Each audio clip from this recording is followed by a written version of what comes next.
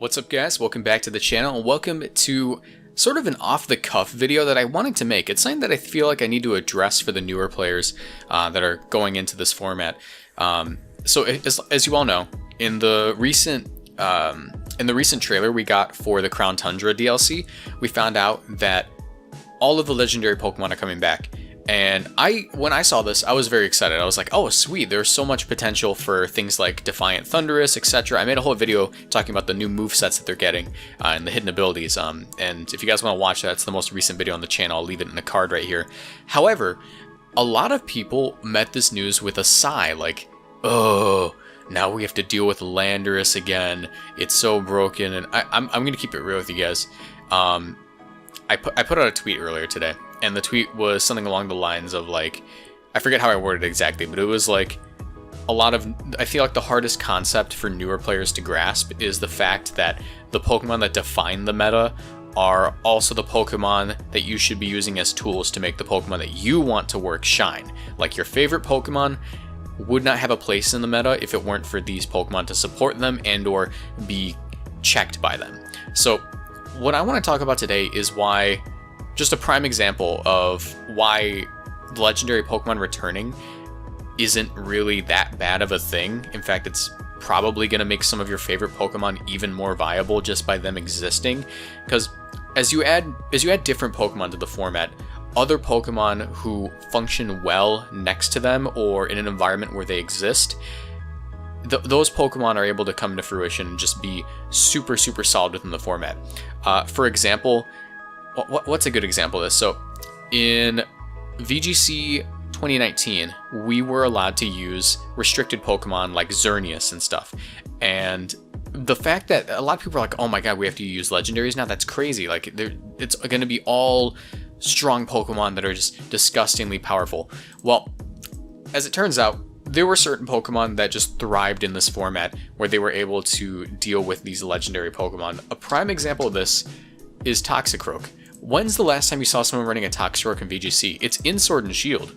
It's in Sword and Shield, you just don't see it because it doesn't work well in this format. Well, guess what? Toxicroak has dry skin, which meant it was able to eat up hits from things like Kyogre, like just soak up Kyogre's water spout and take no damage for it. In fact, it did literally negative 25% to Toxicroak. It would give it health. And also the fact that it had tools like Fake Out and Low Kick. Low Kick was phenomenal because it hit Pokemon based on their weight. It was able to hit these heavy legendary Pokemon. All these Pokemon are heavy for maximum power. It also got Poison Stab, like Poison Jab here. It has Stab Poison moves, which meant it was able to hit Xerneas for super effective damage. And just to top it all off, that Low Kick also allowed it to deal with Stack Attacka. So that just goes to show the Pokemon that you see now aren't going to be good in every format, and these powerful returning Pokemon are only going to allow more Pokemon to sort of rise in usage. So the example I'm using today is Landorus. Landorus is the Pokemon that I've seen the most people groaning about, like, oh, Landorus, it's so broken.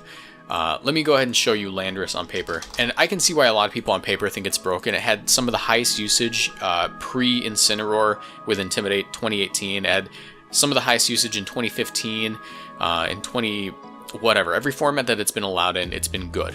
It's been very good, and that's because it is ground flying type, a super solid typing. Intimidate is its ability.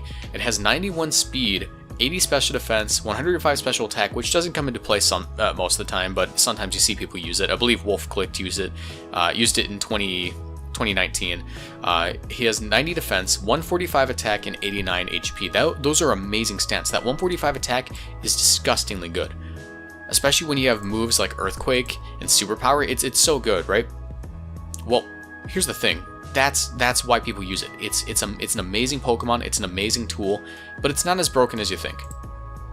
The thing about Pokemon is, if you want to be a good player, you have to adapt to the metagame.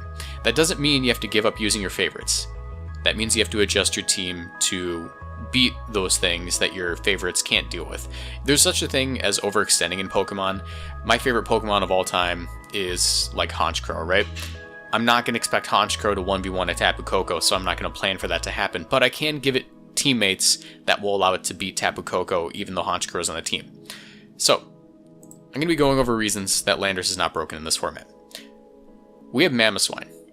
Mamoswine, while previously not considered like an amazing Landorus check because it's actually slower, it's much better of a Landorus check this time around because they actually buffed the ability Oblivious. Before, Oblivious just made you immune to Infatuation and Taunt, but now it's also immune to Intimidate. With 130 base attack and stab on ice moves and moves like Ice Shard, Icicle Crash, Icicle Spear. Some people use Spear over Crash for the better accuracy. It's such a solid pick. It has massive HP, which makes it a decent Dynamax target. On top of that, you can slap an Assault Vest on it, making it even bulkier when it's Dynamaxed. And it has good speed and good HP. Like, it's a bulky Pokemon. This thing is probably one of the best Landorus checks we're going to have in the next format. A lot of people are theory crafting about it on Twitter right now. Next up, we have Milotic. Milotic is a tied and true Landorus check. Competitive means that if Landorus comes in on it, then it's going to give it +2 special attack. On top of that, we have items like the Adrenaline Orb, which will boost its speed if it gets intimidated. But that isn't always what people run, so people might run like leftovers right now. It's inconsequential, really. But it has really good special attack, or just good special attack at 100. It's pretty bulky, and when it has +2, it's able to hit it with a Stab Scald, which it's super effective and has the chance to burn Landorus. On top of that, it does get coverage like Icy Wind and Ice Beam, so you can slow down the Landorus and just, you know, it takes so much damage. And it can't really one-shot Milotic. Like, yes, we have to be really careful with Landorus being able to Dynamax this format, because it's going to be able to use Fly and turn that into a one-turn move to deal with grass types that it previously couldn't deal with, but that doesn't mean you can't play around that. You just have to play defensively for a couple of turns, which is honestly something that new players struggle with. You have to know when to switch to defensive mode. Like, just go ahead, stop playing offensively, don't go for KOs, deal with the Dynamax Pokemon on the screen. Protect, switch around, try to make some calls. Probably the most obvious Landorus check we got is Dragovish. Dragovish typically runs Strongjaw with the Choice Scarf right now. However, in the next format, we've been confirmed to be able to use this thing called an Ability Patch, which will give it its hidden ability, Sand Rush. So it's naturally going to outspeed Landorus if the sand is up, which is going to be pretty common in the next format, I think. Max speed, max attack. This thing has Vicious Rend, which doubles in base power if it moves before the Pokemon. So it's an 85 base power move doubled up to 170, which also gets a 50% boost from this thing being water type, just like the move. Landorus is not surviving that. Even a Dynamax Landorus is not going to survive that. If you intimidate this thing, it's not going to survive it. It's such a powerful move. And some people will run things like Choice Band on it, which will make it so even if you do intimidate it, it's like it never happened. They gave us so many tools to do with Landorus this generation. It's crazy. Ninetales Alola. Ninetales Alola, Snow Warning. It's able to set up Aurora Veil, and it also naturally outspeeds Landorus. Landorus has base 91 speed. This has base 109. It can set up Aurora Veil, making it so Landorus's hits feel like nothing. Like, they're going to hurt, right? They're powerful hits, but you can cut that damage on your entire team, especially on your Dynamax target. It's not going to be taking too much since its HP is doubled and the damage is cut. It also gets 100% accurate Blizzards in the snow that it can set up. So it's a nice target overall, or it's a nice Pokemon to deal with Landorus overall if you're struggling with it. It might not always one-shot because of the middling special attack, but it's still good. Galarian Darmanitan, the Pokemon that can look at Landorus and say, hey, nice 91 base speed, I have 94, and a built-in Choice Band because of Guerrilla Tactics. This thing, if anything was made to deal with Landorus, it might have been this thing. Ice Punch is going to one-shot it. There's no way Landorus takes a 140 base power Ice Punch, and if he intimidates the Galarian Darmanitan, guess what happens? Galarian Darmanitan is just like, oh, that's cool. I lost my Choice Band. Now I'm going to hit you with effectively a full power move with Stab and super effective. It's so strong. Galarian Darmanitan is going to be a nice way of dealing with it. I don't think it's going to be the most popular. But the Landorus check that has been staring everyone in the face for all of Series 6, the reason that Landorus is not going to be busted is right here. We have G-Max Lapras. Yes, Landorus could drop a Max Rockfall, but it's non-stab. And this thing doesn't even get one-shot by like Stab Max Overgrowth from certain Pokemon. We literally had to have Rillaboom introduced so we could one-shot this thing somehow, and it has to run Miracle Seed Max Attack. This thing is absurdly bulky. It gets Stab on its Water and Ice moves, both of which are super effective versus Landorus, and when it uses G-Max Resonance, its max move, it sets up screens just like Ninetales. You have so many options. If you can't fit any one of these Pokemon onto your team, don't worry. We have more options. Sneasel, kind of a strange pick. Kind of a strange pick. You could pick Weavile, however, Weavile will get intimidated. I'm actually not certain who has the better damage output after the Intimidate. It might be Weavile. It might be Weavile. 120, you get intimidated. The only thing is this thing doesn't get intimidated, so you can run this brand new move, Triple Axle, hit it for huge damage, and not get intimidated.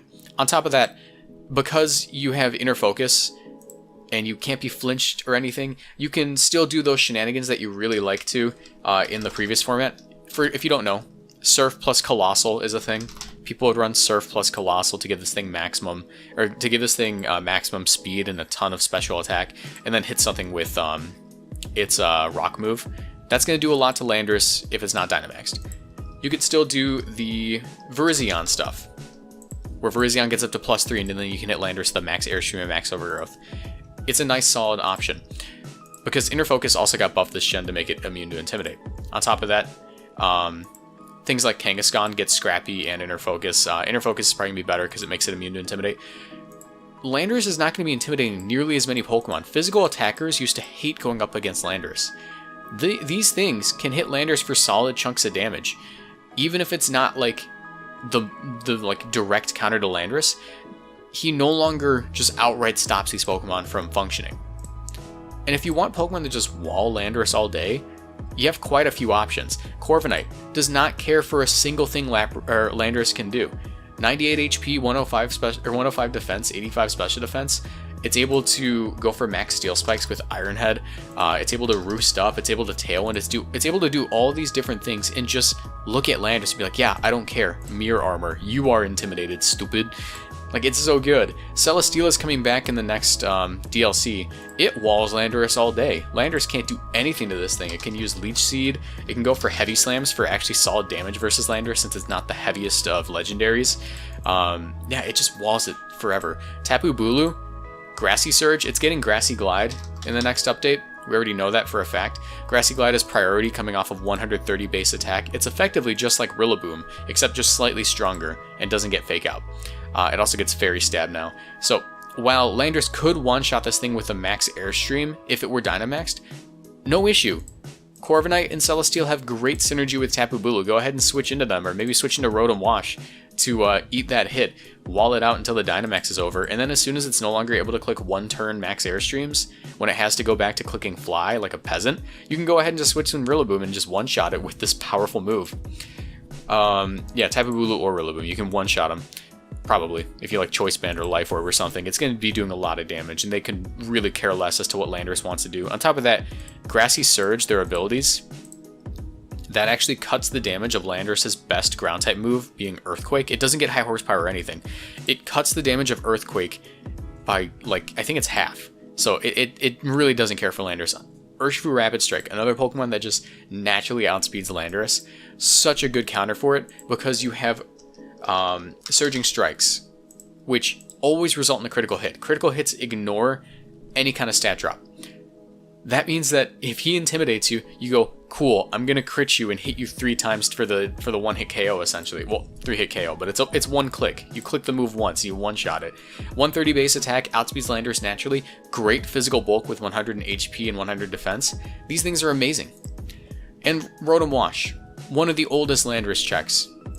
It no longer has to worry about missing Hydro Pump. You can just Dynamax that thing and blow it away.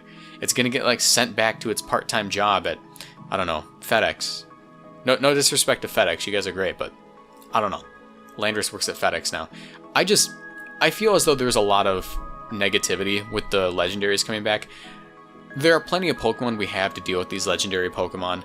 There are plenty of Pokemon that will be very strong. Landorus will be a very strong option in the next format. However, I feel like there's no need to just moan and groan about it, because like there's so many options we have in this game just to KO this one Pokemon. If you can't fit any one of these Pokemon anywhere in your team, I don't know. I think maybe you need to rethink your team building strategy. Yeah, like this isn't even every Landorus check. There are so many more I could go through, but like, what am I gonna do? I'm gonna talk about Arctovish? No, I'm not gonna talk about Arctovish in a video. But yeah, if you guys found this video informative at all, if you guys enjoyed it, go ahead, leave a like. Comment down below what you think is going to be one of the best Landorus checks. But yeah, with that, I'm going to call it, guys. Go ahead, subscribe to the channel, turn on notifications, and I will see you guys in the next video. Bye.